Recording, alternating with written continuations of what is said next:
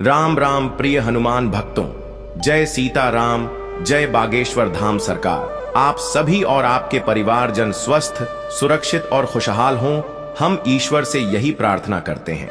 दोस्तों, क्या आपको ऐसा लगता है कि कोई छिपा हुआ शत्रु आपकी उन्नति और सुख शांति में बाधा डाल रहा है? क्या आपके जीवन में बार बार अजीब सी रुकावटें आ रही हैं जिनका कोई स्पष्ट कारण नहीं दिखता? यदि हाँ, तो अब समय आ गया है उस अदृश्य ताकत को पहचान कर उसका नाश करने का।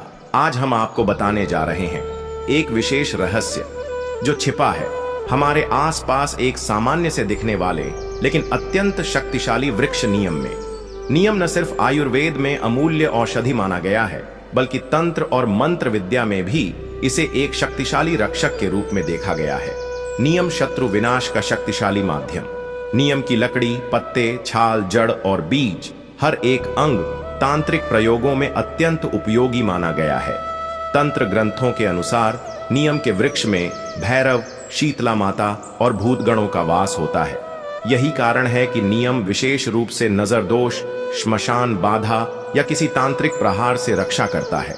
अगर किसी ने आपके घर, व्यापार या बुद्धि पर कोई तांत्रिक प्रभाव डाला है, जैसे कि आप बार बार बेचैनी महसूस करते हैं, सर भारी रहता है, नींद नहीं आती या हमेशा डर और घबराहट बनी रहती है, तो ये सब संकेत हैं कि आप किसी नकारात्मक शक्ति के प्रभाव में हो सकते हैं। तो उपाय क्या है? नियम के फूलों, पत्तों और टहनियों से विशेष तांत्रिक साधना की जाती है जो शत्रु को पलटवार करती है और आपके चारों ओर एक ऐसा अभेद्य रक्षण कवच बना देती है जिसे कोई नकारात्मक शक्ति भेद नहीं सकती। आने वाले वीडियो में हम आपको बताएंगे नियम से जुड़ी मंत्र साधना, बुद्धि बंधन तोड़ने का उपाय, व्यापार में बाधा और घर की नकारात्मक ऊर्जा को हटाने की विध, नजर दोष और काले जादू से बचाव के शक्तिशाली उपाय। यदि आप बालाजी महाराज के सच्चे भक्त हैं तो इस वीडियो को लाइक करें, चैनल को सब्सक्राइब करें और कमेंट में श्रद्धा से लिखें।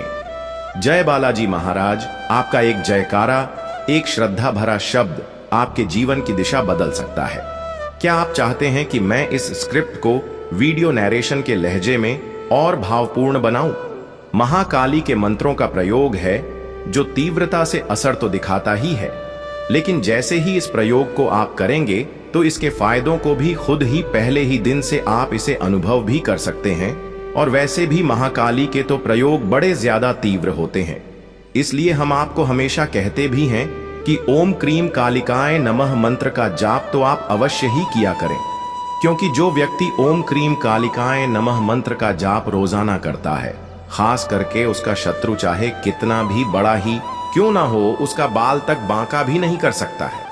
ऐसी शक्ति महाकाली के साधक को निश्चित ही प्राप्त होती है, बल्कि उसकी आंखों में इस प्रकार का तेज भी होता है कि अगर अपने शत्रु की आंखों में देखकर वह मन में कुछ सोच लेता है, कुछ बुरा भी बोल देता है या कुछ भी बोल देता है, तो शत्रु का दिल दहलना शुरू हो जाता है। ऐसे व्यक्ति को देखकर शत्रु अपना रास्ता स्वयं बदल देते हैं।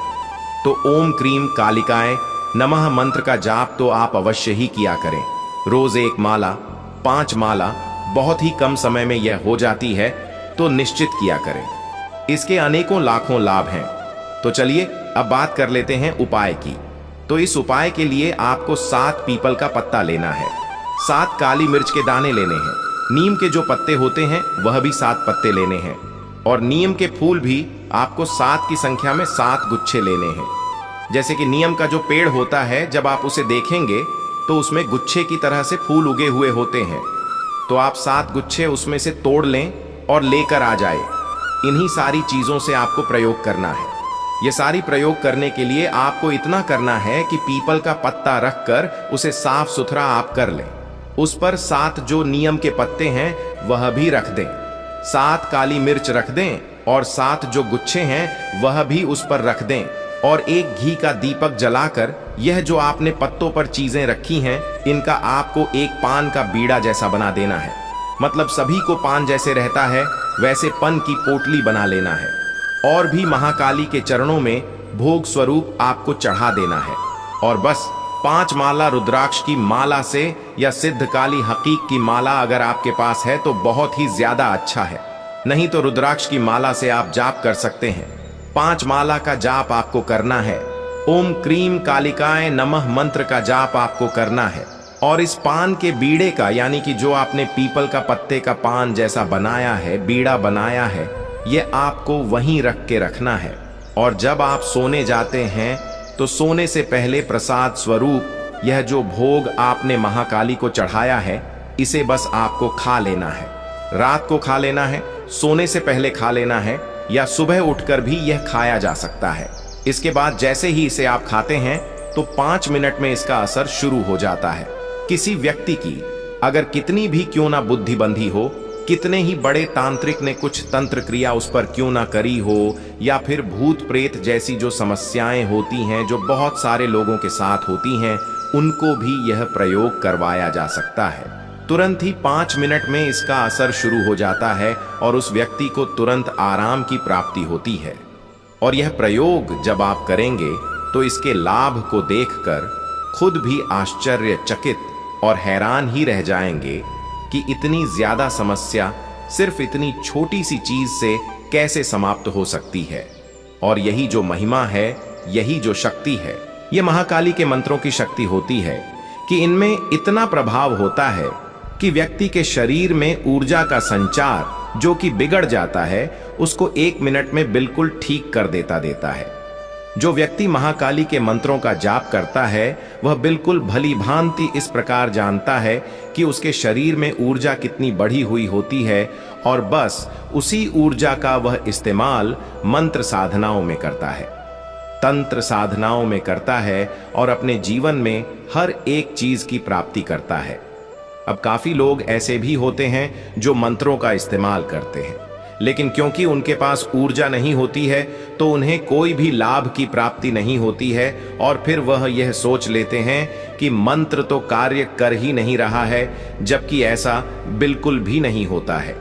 आपने पुराने जमाने में यह देखा होगा, रामायण में भी देखा होगा कि भगवान राम स्वयं धनुष से तीर छोड़ने से पहले मंत्र का जाप करके धनुष से तीर छोड़ते थे।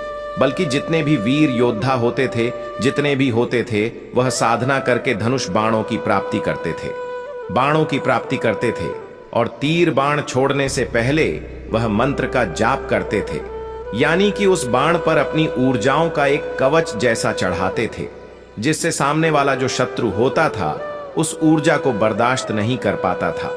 तो इसी प्रकार से मंत्र कार्य करते हैं। जो व्यक्ति मंत्रों का जाप करता है, उसके पास निश्चित ही ऊर्जाएं बहुत सारी हो जाती हैं, और फिर वह जितने मंत्रों का जाप करता है, उसे हर एक मंत्र का लाभ निश्चित और निसंदेह प्राप्त होता है। तो अगर आप मंत्र का जाप करते हैं और यह जो प्रयोग हमने आपको बताया है, यह प्रयोग अगर आप करते हैं तो यह तुरंत तेजी से कार्य करता है। जो जो समस्याएं हमने आपको बता दी हैं, उन सारी समस्याओं में कार्य करता है। यह या तो आप अपने लिए स्वयं कर सकते हैं, या किसी दूसरे व्यक्ति को जिसको यह समस्या हो, उसके लिए भी यह भोग बना सकते हैं और उसे खाने के लिए दे सकते हैं। आप लगातार मात्र 21 दिन अगर यह प्रयोग लगातार किया जाता है, जिस विधि द्वारा हमने आपको बताया है, उसी विधि का इस्तेमाल करते हुए किया जाता है, तो 21 दिन में वह व्यक्ति पूरी तरह से ठीक हो जाता है। अब दोस्तों, इसके दूसरे फायदे के बारे में बात करते हैं। दूसरे प्रयोग के बारे में बात करते हैं जो शत्रुओं के लिए है। अगर शत्रु आपको बहुत ज्यादा परेशान करता है और आपके रास्ते में अड़चन लाता है, तो आप बस नीम के फूल ले आएं और इसके रस को निकाल लें। अच्छी तरह से बहुत सारे गुच्छे लेकर आ जाएं, पूरे काफी सारे आपको लेने होंगे, तब इसका रस निकाल पाएंगे। तो इसका रस निकालकर भोजपत्र पर आपको अपने शत्रु का नाम लिखना है, और इसी रस से ओम क्रीम कालिकाय नमः मंत्र को भी भोजपत्र पर ही लिखना है।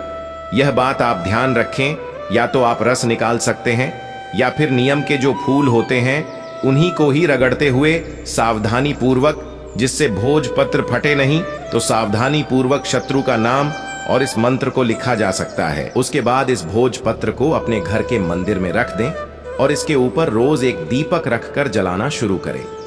दीपक में आप तिल के तेल का इस्तेमाल, सरसों के तेल का घी का इस्तेमाल, इन तीनों चीजों का इस्तेमाल किया जा सकता है। रोज लगातार 21 दिन तक या फिर अधिक 51 दिन तक, अगर आप और इसे अधिक शक्तिशाली बनाना चाहते हैं। अगर आपका शत्रु काफी लंबे समय से पीछे पड़ा हुआ है तो अधिक से अधिक 108 दिन तक यह प्रयोग किया जा सकता है। अपनी सुविधा अनुसार 11 दिन, 21 दिन, 51 या फिर 81, इनमें से कोई भी आप चुन सकते हैं। 108 दिन भी चुन सकते हैं।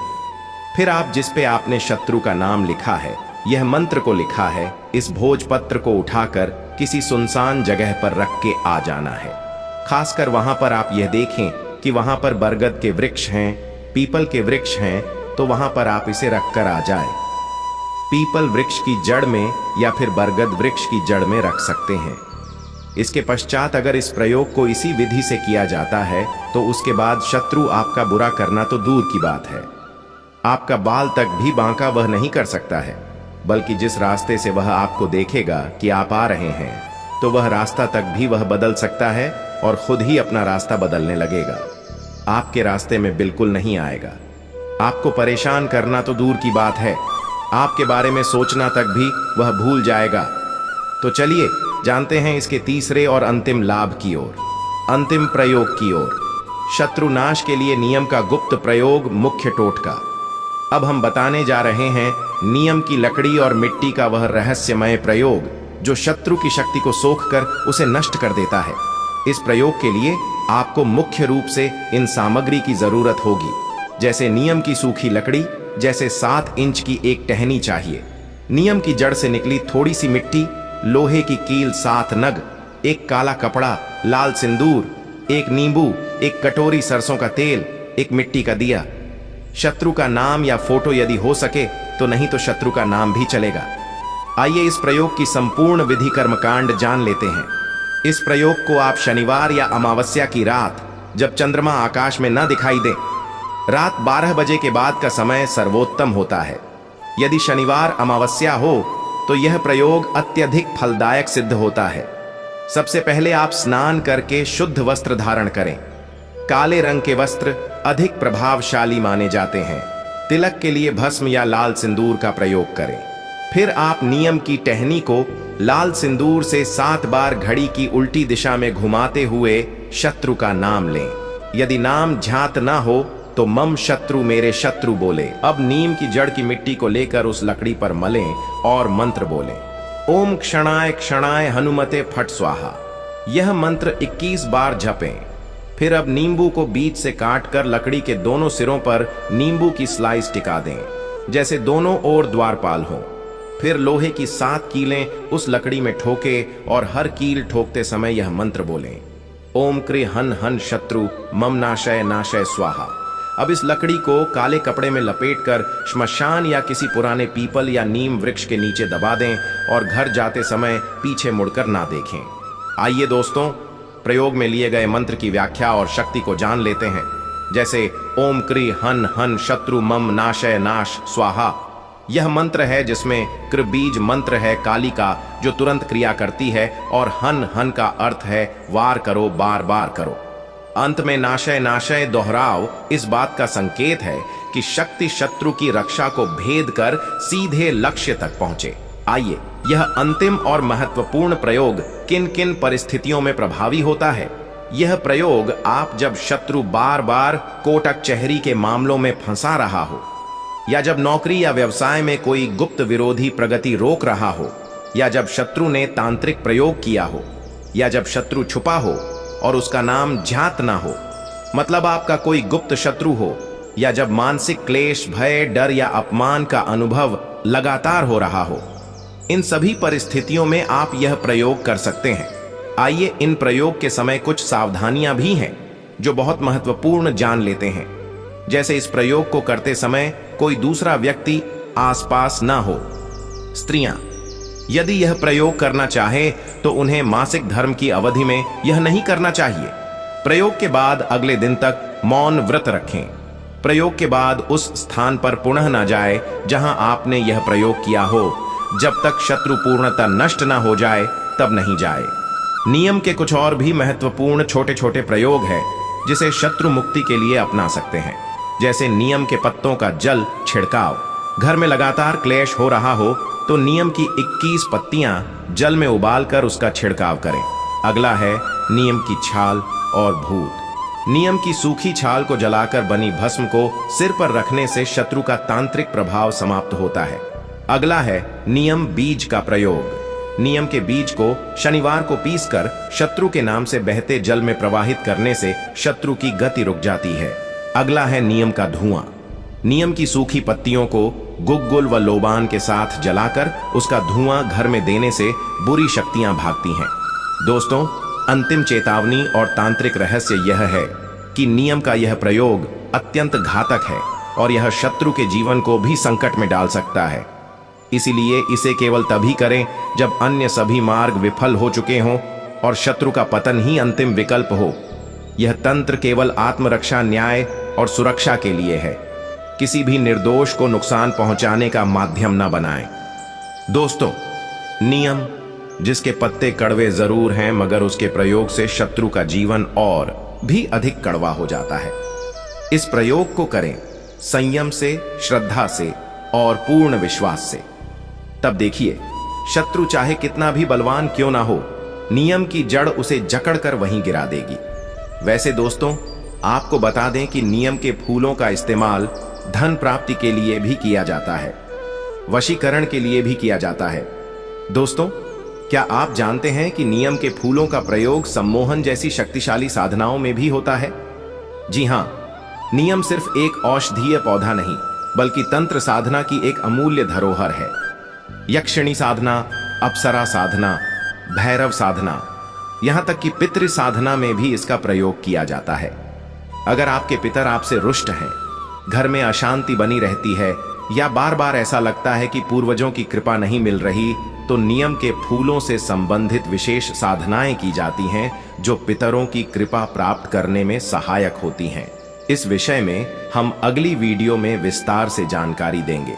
और हां, इस वीडियो को अपने परिवार और मित्रों तक जरूर शेयर करें ताकि और लोग भी इस दिव्य ज्ञान का लाभ ले सकें और साथ ही आपको पुण्य की प्राप्ति हो।